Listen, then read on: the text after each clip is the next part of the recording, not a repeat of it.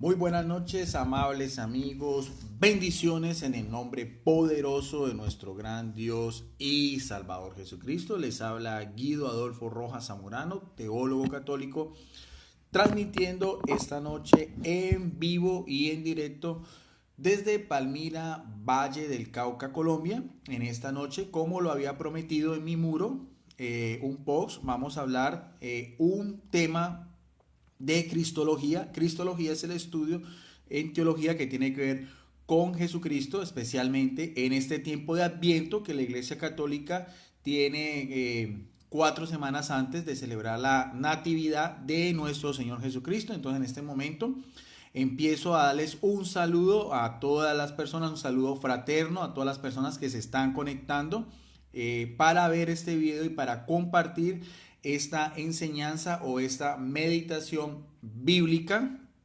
Como el mismo título lo dice, vamos a hablar sobre Jesucristo como el divino Salvador de la humanidad. Divino porque es Dios hecho hombre, y Salvador porque fuera Él no se puede lograr otro camino para llegar al Padre, sino solamente a través de su Hijo Jesucristo. Al final del video, como siempre, voy a saludar a las personas que están conectadas. Si quieren también agregar de qué parte de América, más que todo, están conectados, también para saber, porque pues esto es, como decía, siempre he dicho yo, es como una gran familia por medio de esta red social. Como siempre, utilizo yo Biblias en físico con las cuales hago los estudios. En esta ocasión tengo una Biblia evangélica, es la Santa Biblia, la Nueva Versión Internacional, una de las principales Biblias evangélicas.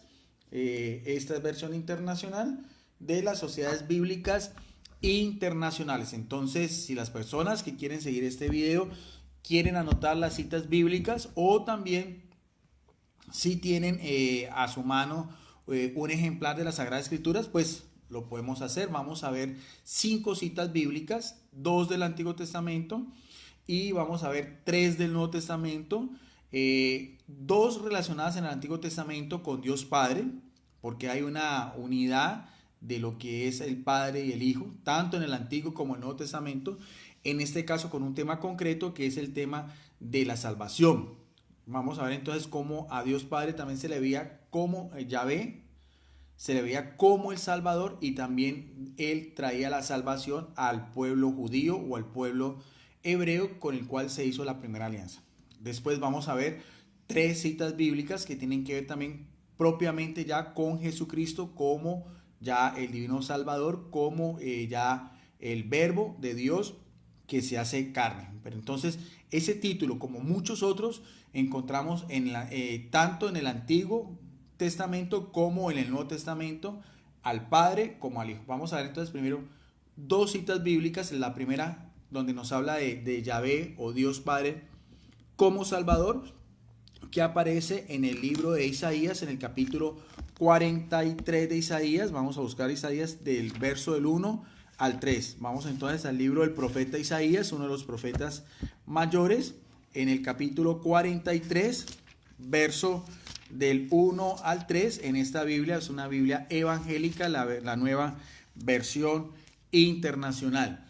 Dice así: el único Salvador de Israel. Y este pasaje tiene que ver con un hecho muy importante en la vida del pueblo de Israel, que fue la salida de la esclavitud en Egipto, lo que conocemos como el Éxodo, camino a la tierra prometida, el Canaán, pasando por el Mar Rojo y después atravesando todo lo que es el desierto del Sinaí hasta la tierra del Canaán. Entonces dice así la palabra de Dios: el único Salvador de Israel, dice como título. Pero ahora así dice el Señor, al Adonai, con que se identificaba a Dios Padre, el que te creó, Jacob, el que te formó, Israel. Acordémonos que Jacob es el nieto de Abraham, que también recibe el nombre de Israel, que quiere decir que el que lucha o el que guerrea contra Dios. No temas, que yo te he redimido. Entonces aquí está hablando de una redención. Te he llamado por tu nombre, tú eres mío, o sea, tú eres de mi propiedad. El pueblo de Israel era el pueblo, la propiedad de Dios Padre, del cual vendría también el Mesías. Cuando cruce las aguas, yo estaré contigo. Cuando cruce los ríos, yo te cubriré. No te cubrirán sus aguas. Aquí está hablando tanto de lo que fue cuando se abrió el Mar Rojo en dos, cuando el pueblo de Israel pasó ya de Egipto, camino al Sinaí, y también cuando cruzaron los ríos fue después. Acordémonos que el caudillo que tuvo ya la misión propiamente después de 40 días de estar peregrinando por el desierto del Sinaí, de entrar a todo el pueblo de Israel a esa tierra prometida, fue Josué. Entonces ahí también con el arca de la alianza también se abrió el río Jordán. Eso lo encontramos también en los libros del Pentateuco del Antiguo Testamento, tanto en el Éxodo como en el libro de Josué. Y sigue diciendo, cuando camines por el fuego, no te quemarás ni te abrazarás las llamas. Algo muy importante es el verso 3, dice, yo soy, es la forma como Dios se identifica, yo soy quien, el Señor, aparece en mayúscula, o sea, el Adonai, el único Señor entre todas las demás divinidades, falsas divinidades, del cual los judíos tenían contacto con todos los pueblos paganos, como fue el mismo pueblo de Egipto. Habían salido de la esclavitud en Egipto, donde tenían muchos dioses, y ya después en el camino en Canaán se encontraron también con muchas otras pueblos y civilizaciones, también politeístas. Entonces aquí se refiere que yo soy el Señor, tu Dios, o sea, el único Dios verdadero.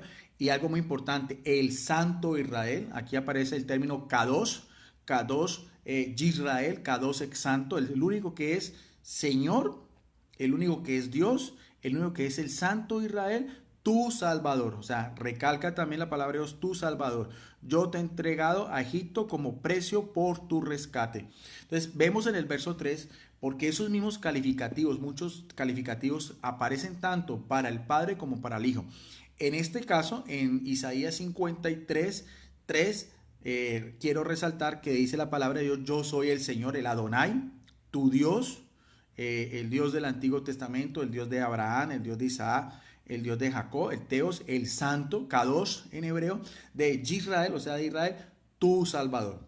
O sea, recalca que Él es el Salvador del pueblo de Israel, que lo sacó de la esclavitud en Egipto con, como dice la palabra de Dios, con brazo fuerte, después de 10 plagas al mando de Moisés, que es el gran caudillo y el gran legislador de la nación de Israel.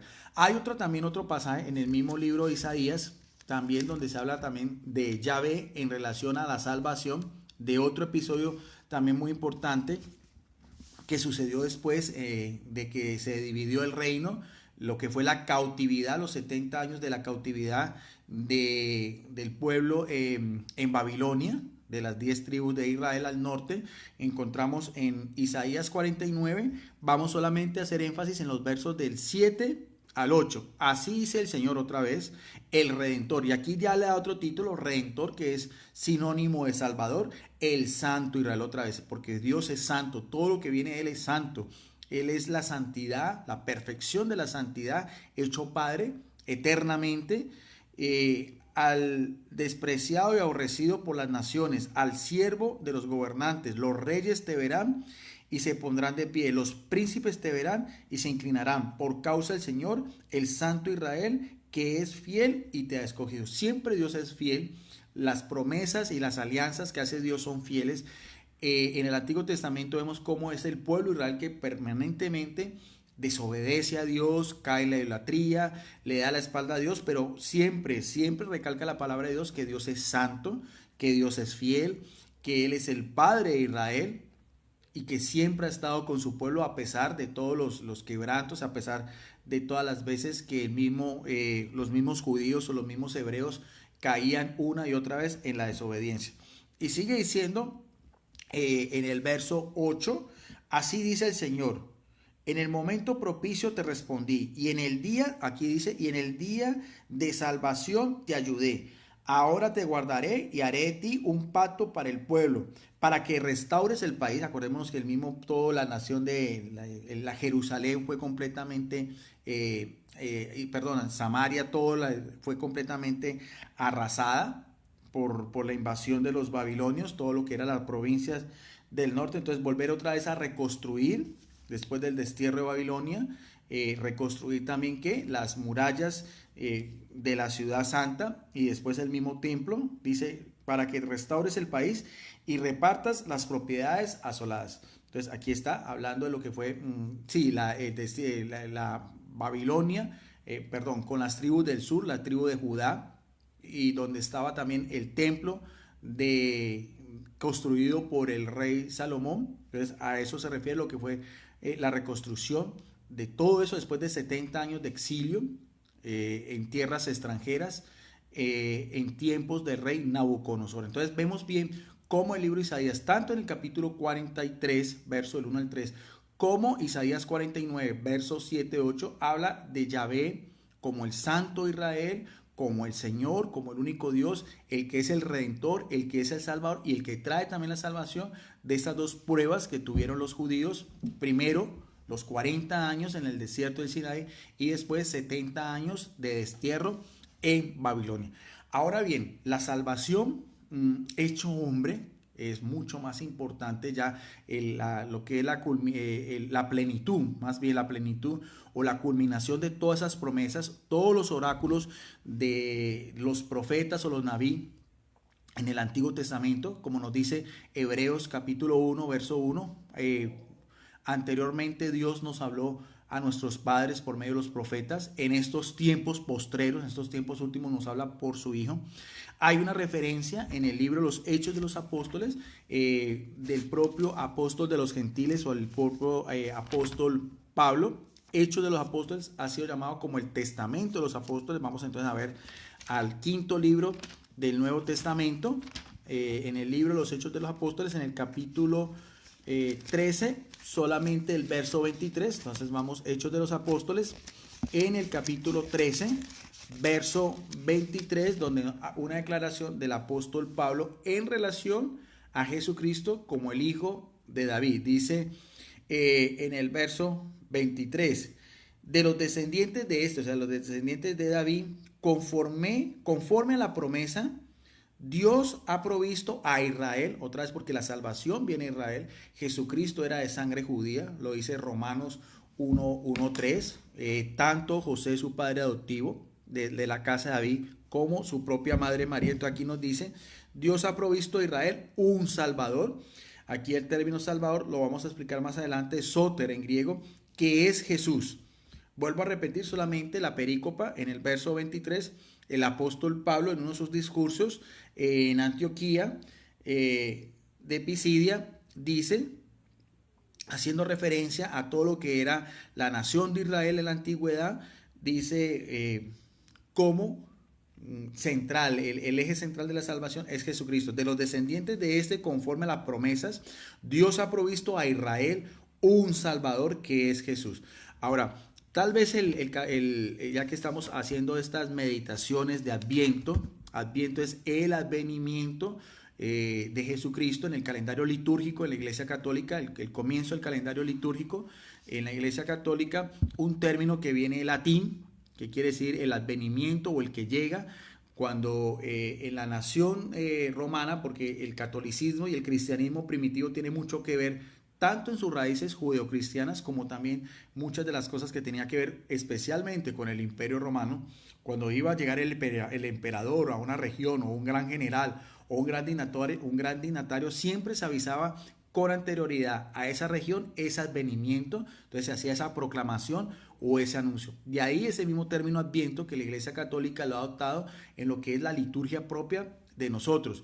Vamos entonces a lo que es el libro del Evangelio de Lucas, sobre lo que es el nacimiento de Jesucristo, ya como lo veíamos en Hechos de los Apóstoles, en el capítulo 13, verso 23, el mismo apóstol de los gentiles habla que esa salvación venía de Israel, de la casa de David, en Jesucristo, pero aquí en en el Evangelio de Lucas, en este evangelio escrito por este escritor griego y médico que describe de una manera muy hermosa lo que es el nacimiento de Jesucristo, vamos a hacerlo en el capítulo 2, verso del 1 en adelante, donde nos da una serie de datos tanto históricos que nos sirve para mirar a ver ese mismo contexto en que nació Jesucristo, de acuerdo a lo que era el Israel de hace 2000 años atrás. Dice, por aquellos días, dice este cronista Lucas, tanto el capítulo 1 como el capítulo 2,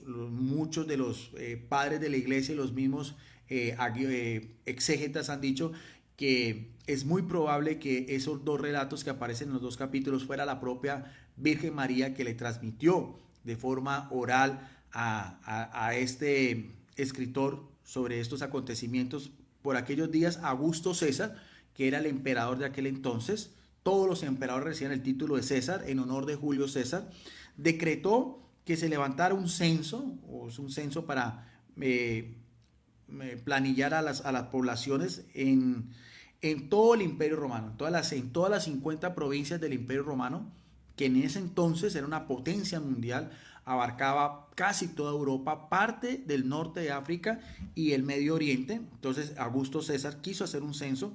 Este primer censo se efectuó, nos da otro dato histórico, cuando Cirenio era gobernador de Siria, porque el gobernador de Siria era el encargado de toda esa región del Oriente Medio, donde también estaba Israel, donde estaba propiamente Judá, los procónsul que vivían en Cesarea Marítima, como es el caso de Poncio Pilato en tiempos de Jesucristo, dependían del gobernador de Siria. Esos son datos históricos que nos sirven para entender estos relatos. Así que iban todos a escribirse, cada cual a su propio pueblo. También José, aquí nos está hablando de José, el padre adoptivo de Jesucristo, que era descendiente del rey David, como lo aparece en el Evangelio de Mateo, era descendiente del rey David. Humanamente hablando, se creía que Jesucristo era su hijo. Sabemos que Jesucristo tiene un padre eternamente, que es Dios, pero se decía, fue a Belén, a la ciudad de David, para inscribirse junto con María, su esposa. Cuando Jesucristo nace, ya son esposos, pero cuando María recibe el anuncio del ángel Gabriel, dice la palabra de Dios, el mismo evangelio, que estaba comprometida.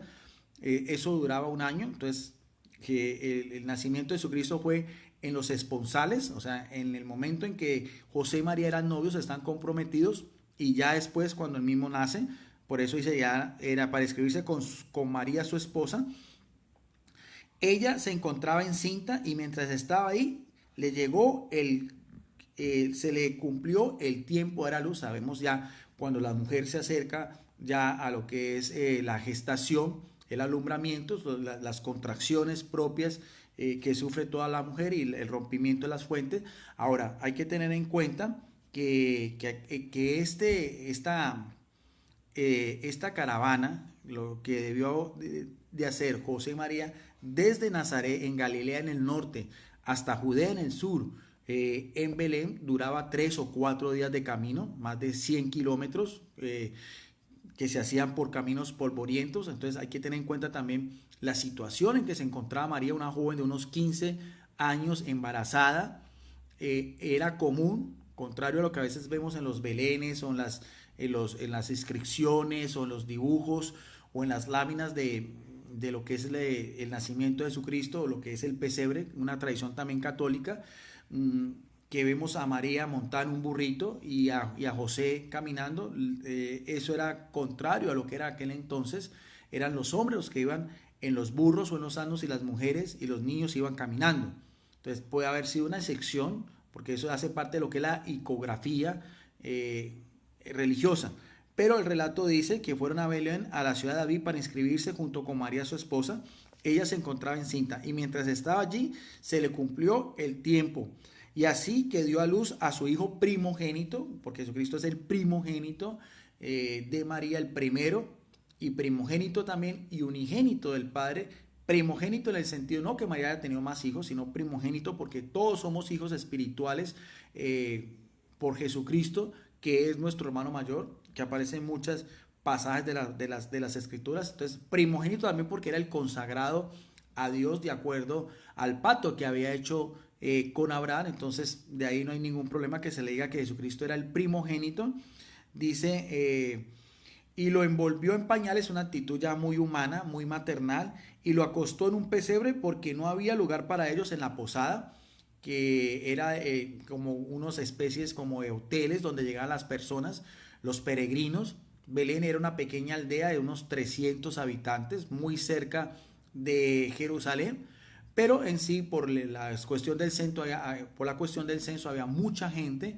Entonces en esa posada común, que era conocido como el Cajal, no había lugar para María y para José. Por eso la tradición dice o que se le dio alojamiento en los establos donde guardan los animales, o también muy probablemente afuera de Belén, que es una ciudad donde hay regiones montañosas, cerros, había unas cavernas donde se guardaban el ganado. Es muy probable que en ese lugar fue donde nació Jesucristo, en una de esas grutas que todavía se conservan a las afueras de Belén. Y lo dice, nos dice algo muy bonito: María lo envuelve en pañales, lo amortajaban a los niños con unas vendas, le untaban sal en el cuerpo con unos aceites especiales, lo envolvió en pañales y lo acostó en un pesebre. Aquí el término pesebre es el comedero o la batea donde los animales de aquel entonces comían. Estamos hablando de lo que eran las vacas o los bueyes o los asnos o los corderos. Ese fue el lugar, ese fue el trono que tuvo el Hijo de Dios, una batea, aquí lo dice, y lo envolvió en pañal y lo acostó en un pesebre porque no había lugar para ellos en la posada común. Sigue diciendo, los pastores y los ángeles, aquí viene lo más importante. En esa misma región, mire bien que estamos hablando de región, o sea, la región de Judá en el sur, había unos pastores que pasaban las noches en el campo turnándose para cuidar sus rebaños. Los pastores llamados poimé estaban completamente alejados de todo lo que eran las circunstancias sociales, religiosas de los judíos. Estaban excluidos de las sinagogas, están excluidos del guardar el sabbat, están excluidos de las grandes peregrinaciones a Jerusalén, como la fiesta de la Pascua, porque lo dice acá, siempre tenían que cuidar sus rebaños a la intemperie, eran considerados como una clase social alejada de los demás, muchos tenidos como ladrones, y no era válido su testimonio en un tribunal, al igual como eran las mujeres o los publicanos. Y esto es muy importante porque aparece muy romántico estos pastores cuando hacemos los pesebres, pero en realidad en la cultura judía eran los últimos de la condición social, y esas fueron las personas, gente ignorante, gente del vulgo, sin ningún tipo de formación religiosa ni nada, con lo que era pues toda la Taná judía, el Antiguo Testamento. Pero Dios en su gloria, en sus designios sagrados, Él quiso que estos pastores fueran los primeros en reconocer y adorar y ver con sus propios ojos ya la salvación hecha hombre. ¿Por medio de quién? Por medio de la bendita y siempre Virgen María. Por eso es importante también María. No podemos dejar pasar por alto, porque ella es el medio por el cual humanamente Jesucristo encarna, toma su humanidad, carne y sangre María, y también María mismo lo alimentó también con su leche materna. Entonces aquí nos está hablando que en esa región habían unos pastores a la intemperie. Aquí también se discute si Jesucristo nacería en diciembre, que es una época de invierno en Israel, o de pronto unos meses más cálidos como puede haber septiembre, octubre. De todas maneras, históricamente se sabe que siempre se hacían sacrificios. Había una puerta especial en Jerusalén que se llama la Puerta de las Ovejas. Todo el año se hacían sacrificios a las 9 y a las 3 de la tarde. O sea que eso no es cuestión para decir que aún en invierno pudo haber nacido Jesucristo. No lo dice la palabra de Dios, pudo haber sido en cualquier momento del año, tanto en verano como en invierno, que son las dos únicas estaciones que hay en Israel. Esos son datos también históricos que a veces el común de la gente no sabe ni conoce, pero en todo caso con estos estudios bíblicos estamos ampliando un poco más para darle realce más a la palabra de Dios. Y sigue diciendo lo más importante en el verso 9: sucedió que un ángel del Señor se les apareció. No nos dice cuántos pastores eran, pero era un grupo. Y la gloria del Señor los envolvió en su luz, o sea, como la Shekinah, la gloria de Dios, que bajaba de lo alto, la misma gloria que cubre también a María en el momento de la anunciación, y la misma gloria que bajaba cuando Dios salía al encuentro con su pueblo en la tienda o en el tabernáculo, después en el templo de Jerusalén. Aquí mismo lo dice, la gloria del Señor los envolvió en la luz y se llenaron de temor. Pero el ángel les dijo: no tengan miedo, miren que les traigo una buena noticia, o sea, la mejor de todas las noticias, la más grande, la más grandiosa, la esperada desde tiempos atrás, que será motivo de mucha alegría. Por eso es que Navidad es una época de felicidad, es una época de amor, es una época de paz, es una época de unidad, porque celebramos en la Iglesia Católica otra vez el recordatorio del nacimiento de Jesucristo, que aunque no lo dice la Sagrada Escrituras, tampoco lo prohíbe, pero entonces sí tiene una base bíblica, histórica, como lo estamos viendo aquí en el Evangelio de Lucas, en el capítulo 2, dice una noticia que será motivo de mucha alegría para todo el pueblo. Sabemos que ¿cuál pueblo? El pueblo de Israel. El mismo pueblo que hace énfasis en Hechos de los Apóstoles 13:23, el pueblo de la alianza. Hoy les ha nacido en la ciudad de David, Belén, o sea, en la propia ciudad de David, Belén, un Salvador. Aquí aparece otra vez el término Salvador, ya en relación ya no al Padre, sino al Hijo, un Salvador, que es Cristo el Señor. Y vemos bien en el verso 11 tres títulos con tres calificativos honoríficos a la persona de Jesucristo. El Salvador, que es Soter, ahorita lo vamos a explicar. Cristo o Cristos, que es el ungido, lo mismo que Mesías en hebreo.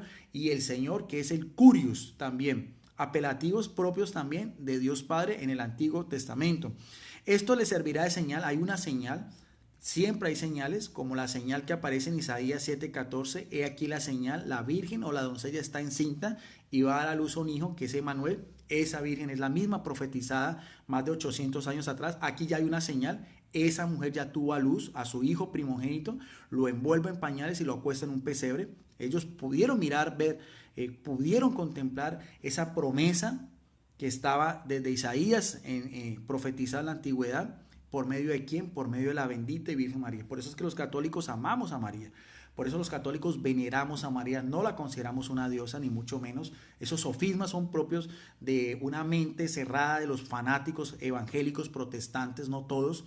Se les olvida a ellos que Martín Lutero, el padre de la Reforma Protestante, amaba a María y tenía unos escritos muy hermosos sobre María. Aquí mismo lo dice la palabra de Dios. Esta es una meditación bíblica. Yo no me estoy apartando de la palabra de Dios, y lo sigue diciendo: esto les servirá de señal, encontrarán a un niño envuelto en pañales y acostado en un pesebre.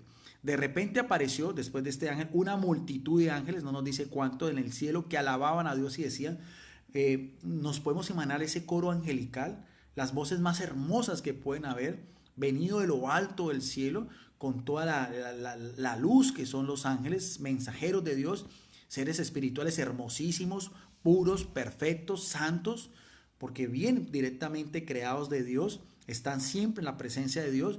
¿Y qué decían? Lo dice en el verso 14, gloria a Dios. Eso era lo que alababan los santos. Gloria a Dios en las alturas y en la tierra paz a los que gozan de su buena voluntad, o sea, a los que gozan de la amistad de Dios, a los que caminan en la presencia de Dios. De ahí ese es el término santo o santidad, que es hagios, es el que siempre trata de hacer la voluntad de Dios.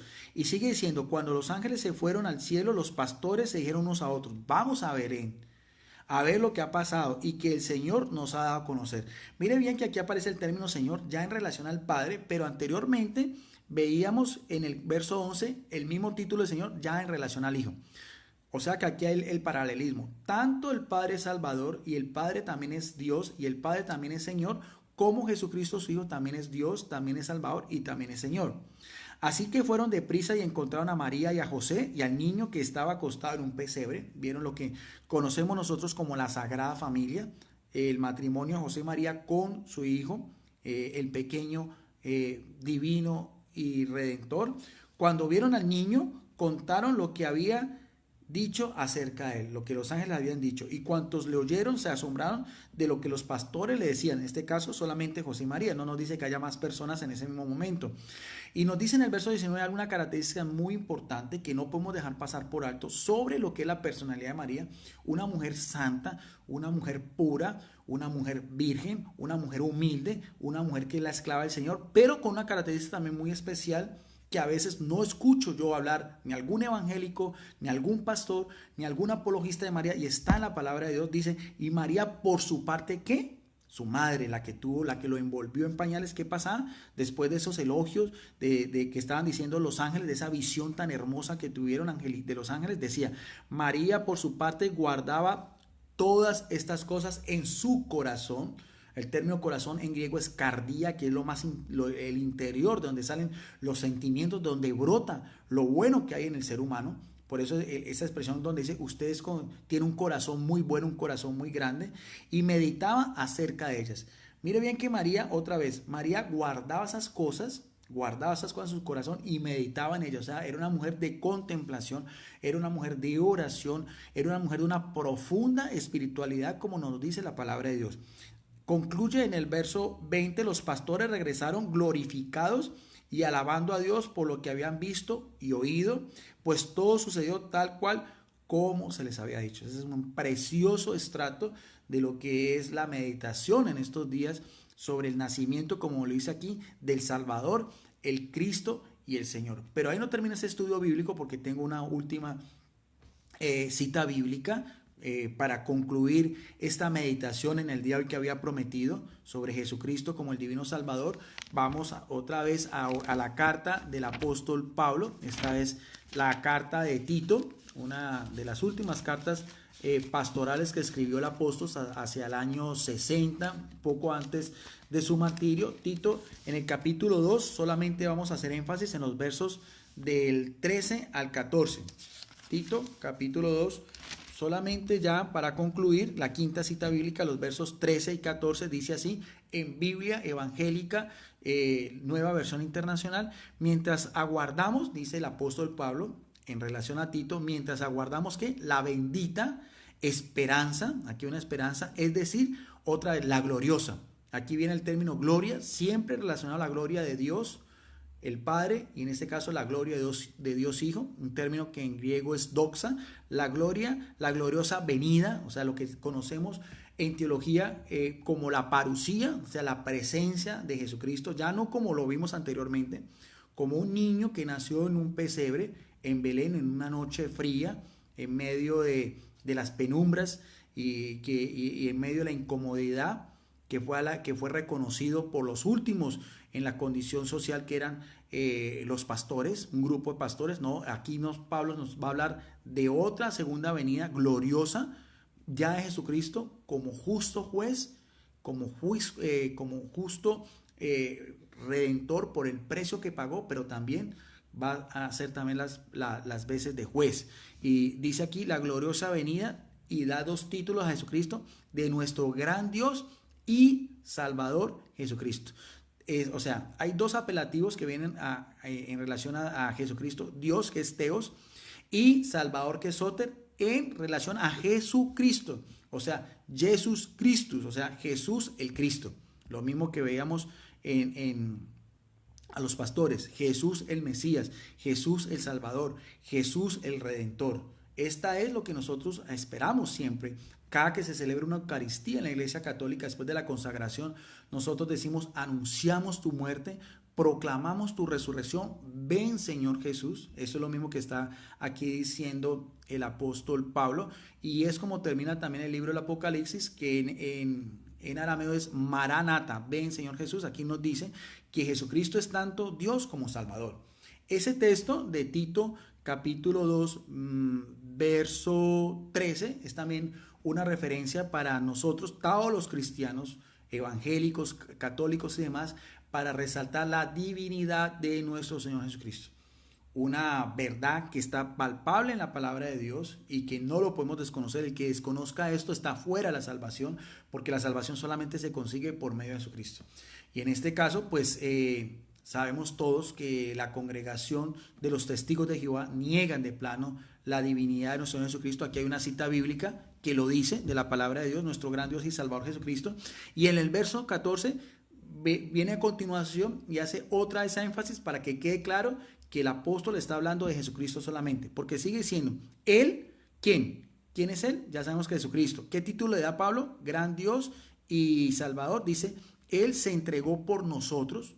Acuérdese que fue precio de sangre lo que Jesucristo hizo en la cruz. Por eso, después de la redención, viene ya como justo juez. Queremos todos nosotros gozar de esa misericordia divina, porque por la justicia de Dios, ¿cuántos podrían entrar en el reino de los cielos si no es por su misericordia? ¿Para qué? Para rescatarnos de toda maldad y purificar, porque purifica a Jesucristo. Por eso es el Cordero que es purifica con esa sangre preciosa, sangre que le venía de María, sangre inmácula, sangre sin pecado. Dice: para purificar para sí un pueblo elegido, dedicado a hacer el bien. Pero este pueblo elegido ya no solamente son los judíos, sino también que es el nuevo Israel de Dios, que también habla el apóstol Pablo en la carta a los Gálatas, en el capítulo 6, Gálatas 6, verso 16. Entonces, con esas 5 citas bíblicas, quería hacer este estudio, o más bien una meditación sobre la palabra de Dios. Y quiero también resaltar los 2 términos que había dicho Tito 2:13, de gran Dios y Salvador, en referente a Jesucristo. Y lo va a hacer también de esta otra Biblia de estudio que me gusta mucho. Es una preciosa Biblia de cuero, la Biblia de palabra clave con griego y hebreo. Esta sí es de la Reina Valera de 1960. Entonces nos vamos a ver, parte es Biblia y parte es concordancia Strong y parte es diccionario en hebreo y griego. O sea que es muy importante para un estudio más profundo de la palabra de Dios. Entonces vamos a analizar para todos mis hermanos cristianos católicos y cristianos evangélicos estos 2 términos que aparecen en Tito 2:13. El primero es Dios, que en griego es Theos. Dice, término que quiere decir deidad, especialmente la divinidad suprema, magistrado del hebreo Señor o Dios, que aplica tanto, ya sabemos, como para el Padre como para el Hijo. Ya en relación a Jesucristo dice, con respecto a Cristo, el Logos es la palabra, como lo dice Juan 1:1, quien se declara ser Dios, y da las citas bíblicas. ¿Ve? Entonces ese término Theos aplica tanto al Padre como a Jesucristo, como dice acá, con respecto a Cristo, el Logos, quien declara ser Dios, como lo dice Juan 1:1, en Juan 20:28, Romanos 9:5, Filipenses 2:6, Primera de Timoteo 3:16, Hebreos 1:8, Primera de Juan 5:20 y también Tito, como veíamos ahorita, Tito 2:13. Ahora, el término Salvador es otro término en griego, vamos a buscarlo, es Soter. Soter quiere decir libertador, es decir, Dios o Cristo, Salvador. Salvar, un libertador, preservador, alguien que salva del peligro o destrucción y conduce a un estado de prosperidad y felicidad. ¿Qué es lo que hace Jesucristo? Como lo dijo al ladrón en la cruz, hoy estarás conmigo en el paraíso, un paraíso celestial, al cual también esa misma promesa es para todos nosotros. Dice, en autores griegos, el libertador o benefactor de un estado. Los antiguos dioses mitológicos como Zeus también eran llamados Soter. En el griego neotestamentario la palabra es usada también, incluso también Soter se le daba a los emperadores romanos, pero sabemos bien que ni estos dioses eran falsos, ni los emperadores eran dioses. Ya vimos, cuando Jesús nace es Augusto César, y cuando Jesús muere y resucita es Tiberio César. Ahora, con referente a Jesucristo, a Jesús como ¿qué? Como el Mesías o Salvador de los hombres, que salva a su pueblo de la culpa y del poder del pecado, de la muerte eterna, del castigo y la infidelidad como consecuencia del pecado.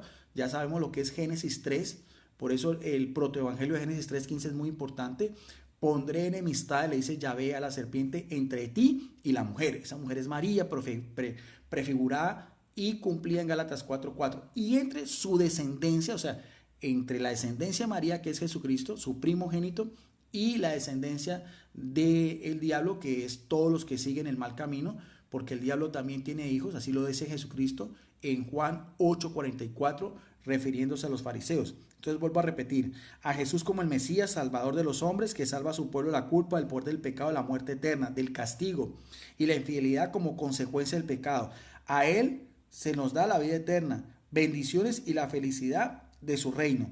Y nos da como referencia Lucas 2:11, que lo veíamos anteriormente, Juan 4:4, Hechos de los Apóstoles 5:31, 3:23, en Efesios 5:23, en Filipenses 3:20, en segunda de Timoteo 1:10, en Tito 1:4, en Tito 2:13, que acabamos de leer, en Tito 3:6, en segunda de Pedro 1:1 y verso 11, en 2:20 también de segunda de Pedro, en el 3:2 y en el 18, y en primera de Juan 4:14. O sea que mire que hay muchas citas bíblicas donde se nombra a Jesucristo tanto como Dios como Salvador, tanto Theos como Soter.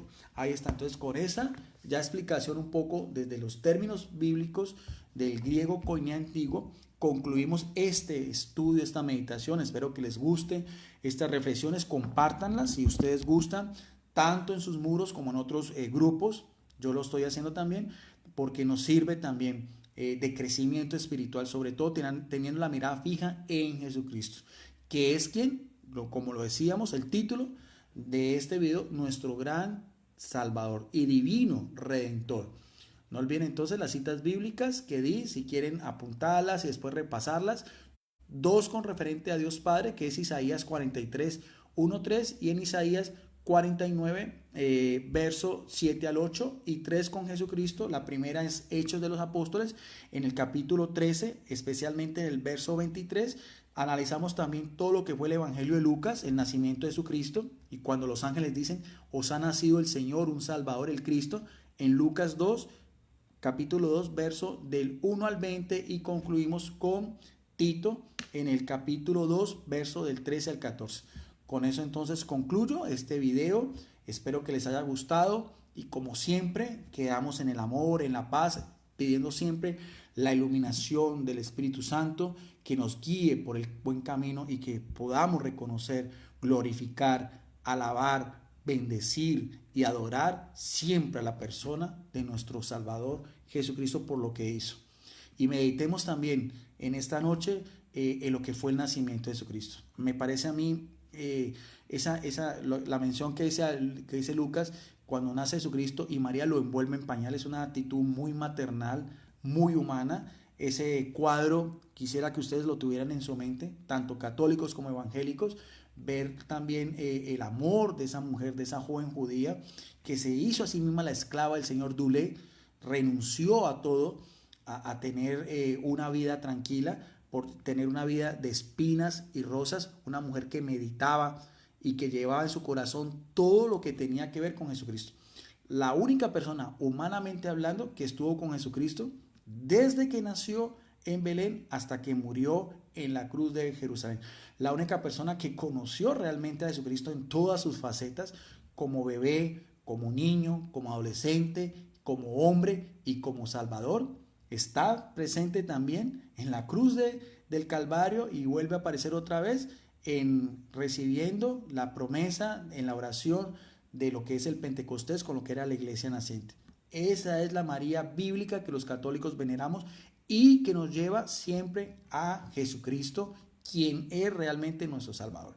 Con eso entonces concluyo esta meditación en el día de hoy. Entonces paso entonces...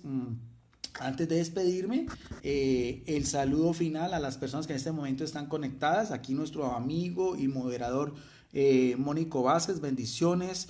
Veo a Mario González Cruz también, a la hermana Dominga Jiménez Almonte, que también siempre ve estos videos. No olviden, si quieren, compártanlos en sus muros, en otros foros. Nuestra hermana Francesca Márquez del Conde, el regalo más hermoso que Dios nos dio fue su vida, y también a su hermosa madre. Gracias, sí, completamente de acuerdo. Juan Peña, también nuestro amigo y moderador del foro, un hermano bautista también. Nuestro amigo catequista Danilo Marroquín, también está aquí, bendiciones. Fernando Barco también, ahí están los comentarios del chat. Anthony Edmer Ranzán también, bendiciones. ¿Quién más veo por acá? A nuestra hermana de Minneapolis, López Mayra, saludos hermanito. Hermanita Marley Morales, bueno, estaba saludando a otra hermana, nuestra hermana, y buenas noches hermanito Guido Rojas, bendiciones también a ti, nuestra amiga López Mayra, gracias por estar aquí viendo el video. También veo a Marley Morales, saludos a todos los hermanos, igualmente. Francesca ya, Andrés Paredes también. Andrés Paredes Garcete también, nuestra amiga de Palmira, Pablo Andrea Solorzano, saludos y bendiciones a nuestro hermano Guido Rojas y a los foristas que están viendo este video. Bueno, igualmente también un saludo a nuestro hermano Juan Méndez también, que siempre ve estos videos, estas reflexiones bíblicas. Nuestro amigo también José Pacheco, también bendiciones. José Campo también, ahí está, deja sus comentarios. Nuestra hermana católica Susi Alanis Treviño también, gracias a la hermana. Nuestro amigo también Godínez López también, a nuestro hermano Rubén García, a nuestro amigo también Juan Carlos Ulloa Caro también, que vio el video. Elmer González López también, bendiciones. A nuestro amigo evangélico de Chile Pedro Ríos también, bendiciones. A Andrés Escobar Corrales también, bendiciones. A nuestro amigo Roberto Caso, siempre presente en estas meditaciones. También nuestro amigo también Sergio Montezuma, saludos hermano Guido Rojas desde Modesto, California. Gracias al hermano Sergio Montezuma. Le dice, listo hermano, con oídos de discípulo, bendiciones. Bueno, ya dijo que todos en la escuela del Señor Jesucristo todos somos discípulos, todos aprendemos unos de otros. También nuestro hermano y amigo Franz Agustín Hidalgo, también bendiciones, que vio el video. Y Joel Lawrence también. Bueno, esas son las personas que en este momento veo conectadas. Y Flor Pérez, bendiciones hermanito, qué bonito tema de hoy. Saludos, que Dios lo cuide. Bueno, gracias entonces también a todas las personas que lo vieron. Y como siempre, que todo sea para la mayor gloria de nuestro Dios y Salvador Jesucristo. También Ciro Ignacio Aguilar Galván, también, antes de despedirme. Bueno, esas son las personas que en este momento están conectadas. Muchas gracias y nos vemos en otra oportunidad. Bendiciones para todos.